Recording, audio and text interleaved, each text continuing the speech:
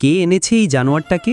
গন্ধ ছড়াচ্ছে ট্রেনের ভেতরে। হঠাৎ একজন যাত্রী চিৎকার করে উঠল। একটি মা হরিণ তার দুটি ছোট ছানা নিয়ে ট্রেনে করে নিজের বোনের দিকে ফিরছিল। কোনায় নিশ্চুপ হয়ে বসেছিল সে, কিন্তু কিছু যাত্রী বিরক্ত হয়ে পড়ল। আরেকজন রেগে গিয়ে বলল, বাইরে ফেলে দাও এটিকে। মা হরিণটি ভয়ে ছানাগুলোকে বুকে জড়িয়ে ধরল আরো শক্ত করে, কিন্তু ঠিক তখনই সেই যাত্রীটি একটি ছানা ধরে চলন্ত ট্রেন থেকে ছুঁড়ে ফেলে দিল বাইরে। পুরো ট্রেন স্তব্ধ হয়ে গেল। মা হরিণের চোখে জল এসে গেল, কিন্তু তার কিছুই করার ছিল না। ঠিক তখনই এক কোনায় বসে থাকা একজন কিশোর ছেলে চুপচাপ উঠে দাঁড়ালো। সে ছিল গরিব, সাধারণ, খুব বেশি কিছু বলতো না, কিন্তু চোখে ছিল অদ্ভুত এক সাহস। একটুও দেরি না করে সে ট্রেনের দরজা খুলে চলন্ত ট্রেন থেকে ঢাপ দিল। সবাই চমকে গেল। কেউ কিছু বোঝার আগেই ছেলেটি দৃষ্টির আড়ালে চলে গেল। কিছুক্ষণ পর দেখা গেল সেই কিশোর রক্তাক্ত শরীরে ধুলো মেখে ট্রেনের দিকে হাঁটছে, হাতে সেই হরিণ ছানাটি। সবার চোখে পানি এসে গেল। সে কষ্ট করে ট্রেনে উঠে এলো আর ছানাটিকে মায়ের কোলে ফিরিয়ে দিল।